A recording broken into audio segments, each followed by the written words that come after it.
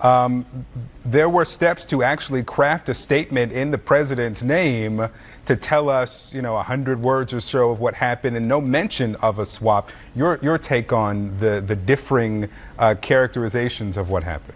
Well, first, I think we all agree, again, it's great that this is happening. It's great that an American is being able to return to his family.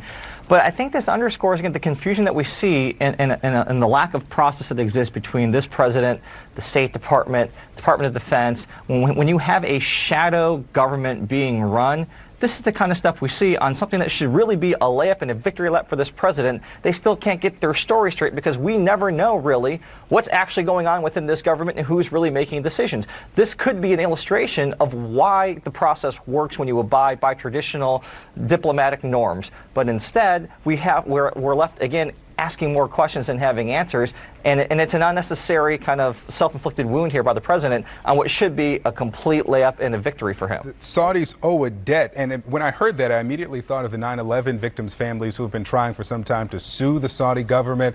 What's your take on what the governor said here? My mind went right to Jamal Khashoggi and the lack of justice we have seen from that tragedy still, and the lack of responsibility we've seen from the Saudi government.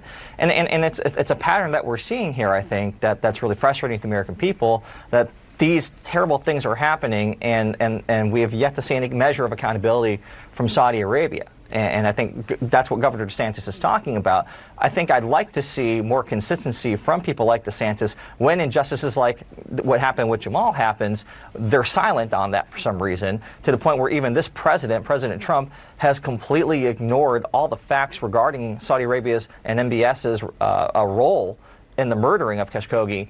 So I'd like to see more consistency from Republicans. If they're going to call out Saudi Arabia for this, I'd like to see them talk about Khashoggi more. Talk now about domestic issues in the economy. 266,000 jobs in the month of November.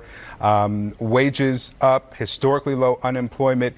If the economy stays there, Kurt, and the train keeps moving, how do Democrats beat him?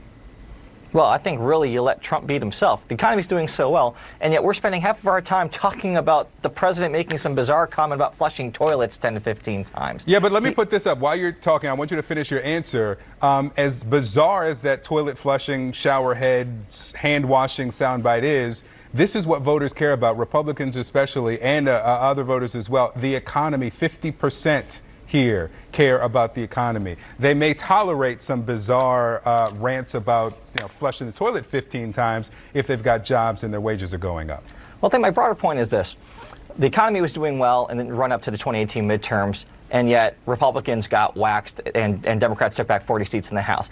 The economy's been doing good this year, and yet we just saw how Republicans lost the governorships in Louisiana, and despite Trump going all in and very publicly getting behind the candidates in Louisiana and Kentucky. And so what we've seen is Trump's ability to constantly step on his own message and his own successes, his lack of clarity on messaging, his inability to let other people within his administration promote his agenda because he, with his own tweets, completely undermines that messaging.